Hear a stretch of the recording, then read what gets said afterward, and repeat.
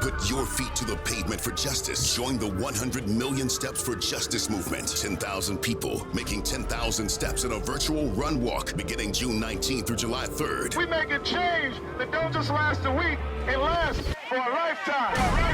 Juneteenth is our official kickoff day in that it commemorates the newfound freedom of slaves in 1865, 2.5 years after the Emancipation Proclamation. Register now at 100msteps.org, 100msteps.org. Make a small donation of $15. The goal is to raise $150,000 to finance the fight for justice. 100% of the proceeds will be donated to social justice groups like the NAACP Legal Defense Fund, Black Lives Matter, Color of Change, Man Up Community, Black Girls Code, and Next Level Boys Academy. Your part is simple and significant. Register online at 100msteps.org. Follow on Facebook at 100 Million Steps. Let's win together. Okay, well, you've heard the challenge. Let's get out there and let's get stepping. Let's put our feet to the pavement for justice. Sign up today at 100msteps.org. Look for the WOW at EBC team. Hey guys, welcome to WOW. It's so good that you're here joining with us to worship. I pray that God continues to bless you and keep you right where you are. Come on, let's worship together. Tragedies are commonplace. All kinds of diseases. People are slipping away. Economy's down. People don't get enough pay. But as for me, all I can say is thank you, Lord, for all you've done for me. Yeah, yeah, yeah. Oh, folks without homes are in the streets, and the drug habits, some say they just can't beat. Muggers and robbers, no place seems to be safe. But God, you've been my protection every step of the way. And I want to say thank you, Lord, for all you've done for me. Hey,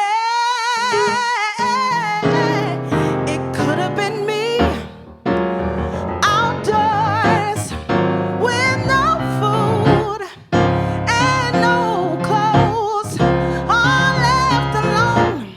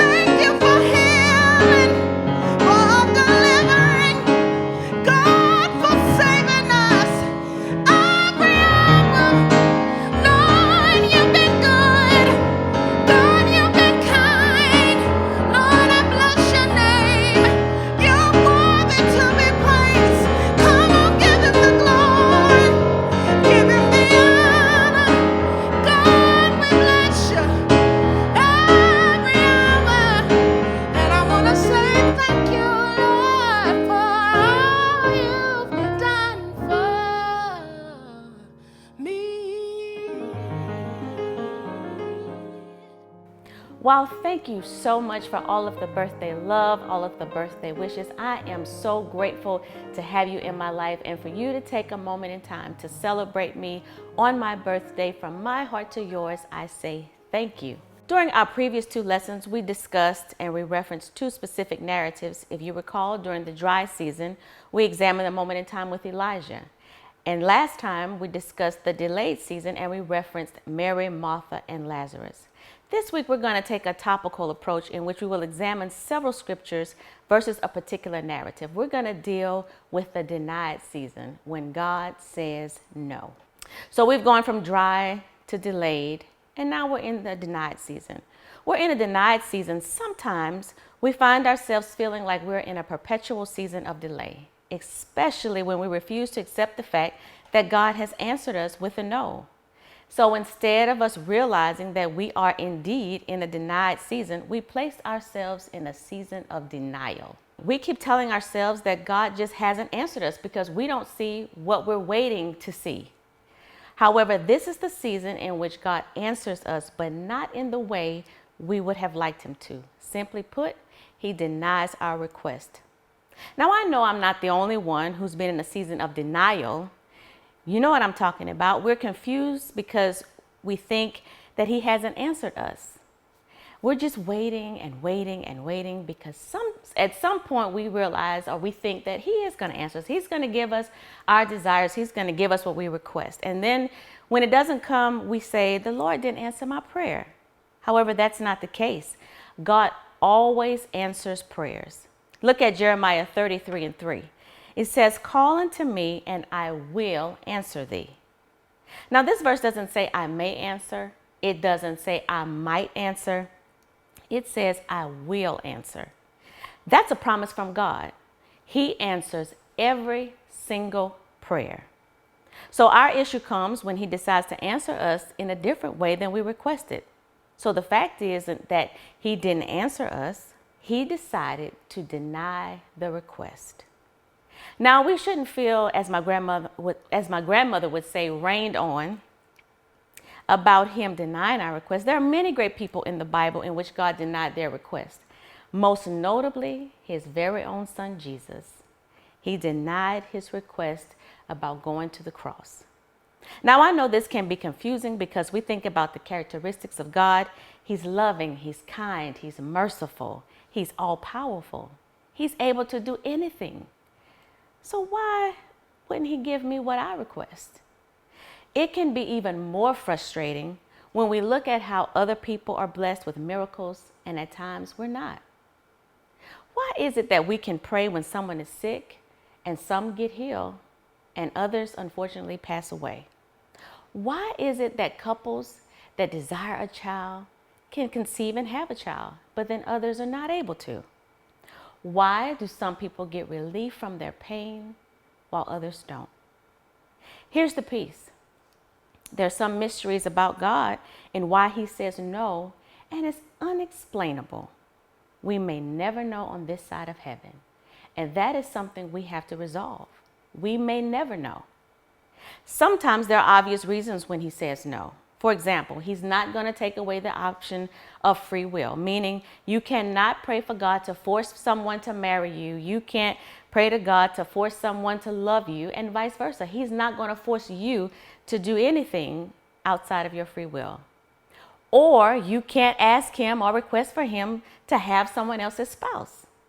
It doesn't work like that. If it doesn't line up with Scripture, he will not honor that request. That's obvious. We know that. Then there are times in which you didn't understand it at the moment, but when you look back, you can say, God, I thank you for saying no to that request. You know those prayers I'm talking about. And then there are times in which we have a legitimate request and it makes total sense to us. It's an earnest, reasonable request, but he still says no. And for the life of us, we cannot understand it. Rick Warren states it this way: it is when God says no that we face the single most greatest test of faith in our life. Can we trust him the same, if not more, when he says no as when he says yes? Can we trust him when he denies our dream? when we have unfulfilled desires? Can we trust him in the middle of a pandemic? Can we trust him in the midst of pain and tragedy? You know, years ago, if you were here, I spoke of my dad. And I prayed earnestly, and I prayed all day, all night, every night for his healing. And eventually, God answered no. And my dad passed away. And I couldn't understand why. Why would he not heal my dad? And as painful as that was, during that moment of grief, I had to understand that at times God will say no. But there's a redemptive purpose in his no. And so we're going to talk about that. You know, why would God say no? And sometimes when you have focused, like I was focused on just praying for that, I found myself at night, even after my dad had passed away, still praying for his healing. And it wasn't that God didn't answer my prayer. He just decided to answer it in a different way. But from that pain and from that experience came WOW's conference built for this. You know, we couldn't understand, or I couldn't understand at the time, what the feeling that I had was. What was this?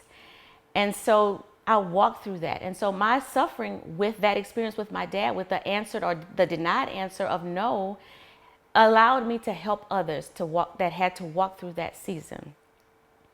And so what causes God to say no? What are the reasons God says no? Now, there's several. There are several, and we will not expound upon all of those today. I just want to focus on three. The first one I want to talk about is because he has a prodigious perspective. In other words, he has such a large perspective. He can see what we can't see. Keep in mind that he knows the end at the beginning, as stated in Isaiah 46:10. Colossians 1:16 puts it this way: For by him were all things created, that are in heaven and that are in earth, visible and invisible, whether they be thrones or dominions or principalities or powers. All things were created by him and for him. So in other words, he knows exactly why he created us. Hebrews 4:13 says, nothing in all creation is hidden from God's sight. Everything is uncovered and laid bare before the eyes of him.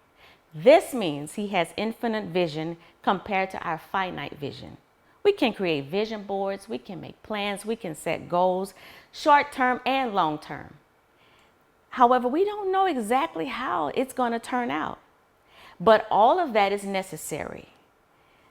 But at the end of the day, God can see around the corner. He can see 5 years from now, 10 years from now, and get this, he can see all that right now. The problem is with our perspective is that it's limited. When we present a request to God, we cannot see the unintended consequences of what we're asking, requesting, or how it affects our future. So sometimes God says no because he's viewing it through a larger perspective. Think about it from a parental perspective. We will never, ever give our children everything they ask for. At least we don't. I'm not.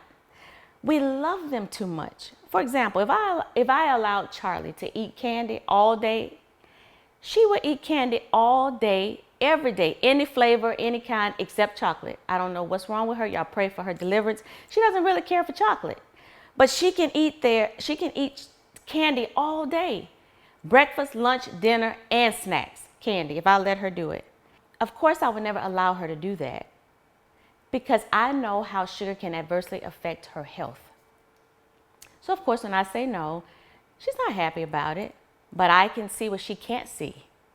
In her little 6-year-old mind, she is unable to process the damage that excessive sugar can cause. So in this case, my perspective for her is I'm protecting her health. And the same is so with God. Sometimes he says no because he's protecting us from things that we cannot see.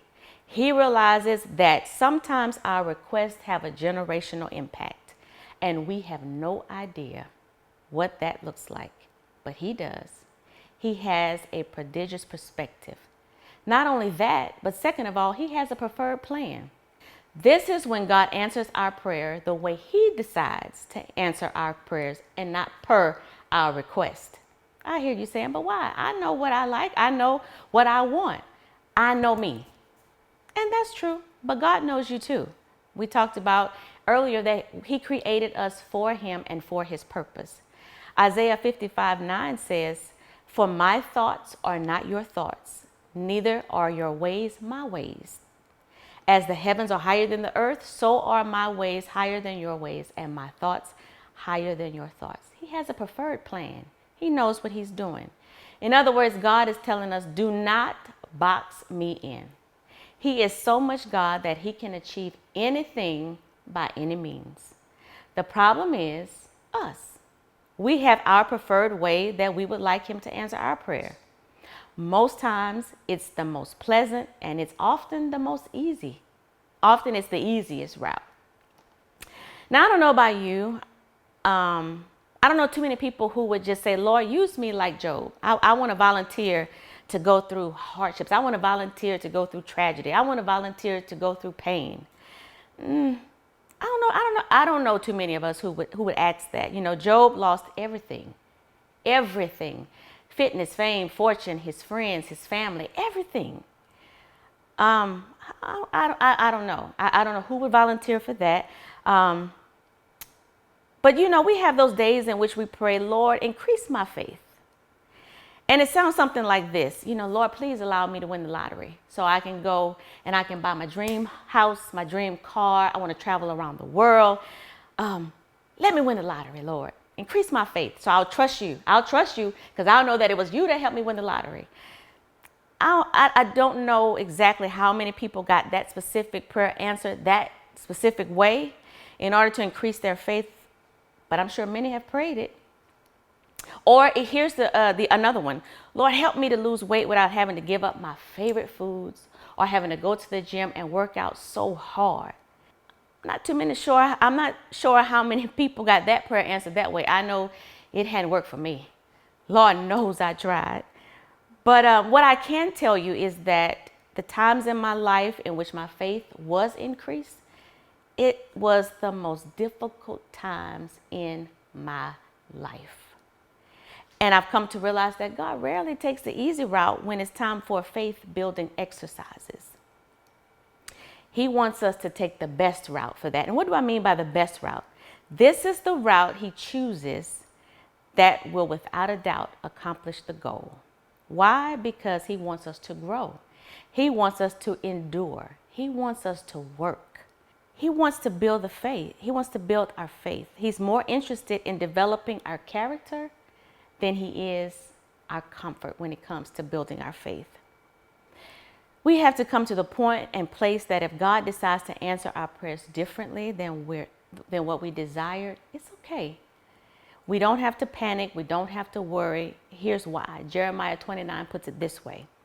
For I know the plans I have for you, declares the Lord, plans to prosper you and not to harm you, plans to give you hope and a future.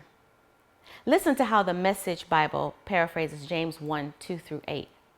Consider it a sheer gift, friends, when tests and trials and challenges come at you from all sides. You know that under pressure, your faith life is forced into the open and shows its true colors. So don't try to get out of anything prematurely. Let it do its work so you can become mature and well-developed, not deficient in any way. If you don't know what you're doing, pray to the Father. He loves to help. You'll get his help and won't be condescended to when you ask for it. Ask boldly, believingly, without a second thought. People who worry their prayers are like wind-whipped waves. Don't think you're going to get anything from the Master that way. Adrift at sea, keeping all your options open. So why is faith so important to God? We know that the Bible says, for with faith it is impossible to please God. And then, so why does God want us to work for faith building exercises? Because the Bible also says that faith without works is dead. So if by chance you've received your answer differently than requested, keep pressing. Do not try to turn away and find another plan. Follow his plan. It's preferred. And James says if you need his help along the way, just ask him. Some of you have had career plans, and then all of a sudden God says, all right, time to make a shift. I want you to do something new. I want you to do something different. And he changed the career. Now, I'm not telling you what somebody told me. I'm telling you what I know because it happened to me. I wanted to move to Atlanta after 9/11. Well, not specifically to Atlanta. I wanted to move closer to home. And then Atlanta ended up being the spot that I said, okay, Lord, I'm ready to leave Philadelphia. I want to move closer to home. Let's go to Atlanta. So you know the story. I packed up, sold my house, moved to Atlanta. I was a software engineer. Doing what I am doing now was nowhere, hear me, nowhere on the radar. I was a software engineer. I went to school and got 2 degrees to become and to be a software engineer. Well, the Lord answered my prayer. I'm here in Atlanta. He just didn't answer the way I thought he would have. Here I am at Elizabeth Baptist Church ministering to women of God. He had a preferred plan. Same thing happened to Paul. He wanted to go to Rome to preach in the Colosseum. He got to Rome. He didn't preach in the Colosseum the way he thought. He got to Rome and was in prison. The preferred plan for God was not for him to preach in the Colosseum. It was to write the letters in the New Testament that we study today. Preferred plan. So not only do we see that he has a prodigious perspective and a preferred plan, but third of all, he has a preeminent purpose. God always does things out of goodness and love. He has a purpose. Here's another insightful quote from Rick Warren. God has a greater purpose, and he will not let your prayers get in the way of your purpose. Think about that. He will not allow your prayers to get in the way of your purpose. If you recall, we dealt with purpose during the delayed season as well. We discovered that God always has a purpose in mind. And for the most part, it is with manifold reasons. It is for multiple things. Practically speaking, if you have prayed for someone to be delivered from drugs, but instead they overdose, that type of denied prayer can leave us feeling abandoned, overcome with pain, and at times even cause us to doubt the goodness and love of God. Why wouldn't he want to deliver someone from that? Or even the tragedies that we endure. Why would God let that happen? Why would God allow us to face such a horrific experience? Namely, COVID-19. We've been dealing with this and all of the havoc that came along with it. But even with all that I've stated, there is a preeminent purpose in it all. I want to encourage you, as I've encouraged myself, he has not abandoned us. His goodness and love is still the same. We must always remember that we live in a broken world. Everything is not going to be wonderful. Problems will exist. And as brokenhearted as we will be at times, 2 Corinthians 4:17-18 reminds us that all of this, all of what I've named, everything that we go through is only a light affliction that only lasts a moment. Look at what it says. For our light affliction, which is but for a moment, worketh for us a far more exceeding eternal weight of glory, while we look not at the things which are seen, but at the things which are not seen. For the things which are seen are temporal, but the things which are not seen are eternal. Will we suffer at times in this life? Yes. Will we have problems while here on earth? Yes. It's only when we get to heaven that all will be well. There are 3 realities that we must embrace while here on earth. 1, sometimes we may never understand why God says no. 2, we will have permanent problems always on this earth. They will always exist. And third of all, we are going to suffer for the benefit of others. It's a preeminent purpose. This is what we call redemptive suffering. Ecclesiastes 11:5 in the Message translation says, or paraphrases it this way: just as you'll never understand the mystery of life forming in a pregnant woman, so you'll never understand the mystery at work in all that God does. If God has chosen you to go through a painful and tragic experience, don't waste your pain. When the dust settles and you emerge from it, find his preeminent purpose. Use your pain to help somebody else. For it is in these moments that we're more like Christ. What do I mean? God allowed his only son to suffer on the cross for us. for us, for our salvation. Jesus prayed and asked him to remove the cup, but he denied his request and allowed him to suffer for us. The preeminent purpose was for our salvation, redemptive suffering. So how do we cope when God says no? What do we do when God says no? The first thing is rely on his person. What do I mean, rely on his person? Rely on the character of God. In Song of Solomon, he's called altogether lovely. In Luke, Acts, and Revelation, he's called holy. In Isaiah and Hebrews, he's called righteous. In Matthew, he's called good. In John, he's called true. In Zechariah, John, and Acts, he's called just. In Deuteronomy, Isaiah, 1 Corinthians, and 1 Thessalonians, he is called faithful. But how can we rely on these characteristics? Because Hebrews 13:8 says, Jesus Christ, the same yesterday, today, and forever. The Message Bible puts it this way: for Jesus doesn't change yesterday, today, tomorrow. He's always totally himself. Even when we don't understand it, we must be resolute in knowing that everything he does is motivated by his love for us. So not only must we rely on his person, but look at this, respond in prayer. I'm sure we can all agree that when God says no, it's not easy. And at times it can be downright painful. And when we are in pain, it is most important not to pull away. Don't pull away. Don't retreat. Press in. Lean in. We have to remind ourselves of who God is. Remind yourself of his love. Remind yourself of his power. Remind yourself of all that he is. But what does that look like? Affirm what Scripture says. Who is God? Jeremiah 10:10 says that the Lord is the true God. You are the true and living God and an everlasting King. How powerful is God? Psalms 147 says, great is the Lord and of great power. Your understanding is infinite. Does the Lord love us? Does the Lord love me? Lord, I am reminded of your love in Jeremiah 31:3. The Lord had appeared of old unto me, saying, yes, I have loved thee with an everlasting love. Therefore, with loving kindness have I drawn thee. So rely on his person. Respond in prayer. But third of all, and finally, receive his provision. When God says no, he just doesn't leave us abandoned. You remember Paul in 2 Corinthians 12. He prayed for God to remove the thorn in his flesh. And the Lord said no. He also implied to Paul, you don't have to deal with this. This you shall have. But I will give you everything you need in order to handle it. He responds, my grace is sufficient. Listen to the Message Bible in verses 7-10.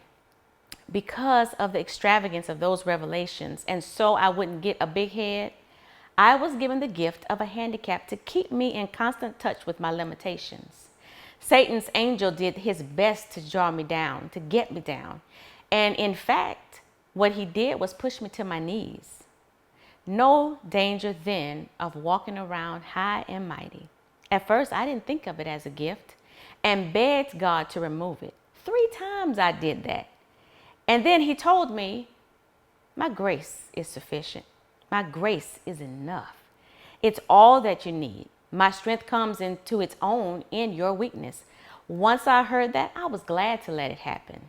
I quit focusing on the handicap and began appreciating the gift.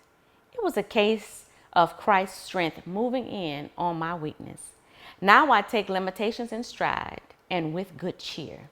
These limitations that cut me down to size, abuse, accidents, opposition, bad breaks, I just let Christ take over. And so the weaker I get, the stronger I become. So beloved, if this is the season in which God has denied your request, rely on his person. Respond in prayer. Receive his provision. It's not an easy season. I know. Been there, done that multiple times, but I'm still standing. Each time I realize, however, when I come out, I am the better for it. And I'm sure you can attest to the same. Trust his perspective, His plan, and His purpose. Remember Romans 8:28, it all works together for the good. All of it, the good, the bad, and the ugly, the yes and the no, the yes, the wait, and the no, because He delays it at times. So I want to thank you for sharing this time with me. Be blessed. And until next time, as our pastor says, be hopeful, be healthy, and be helpful. Help someone.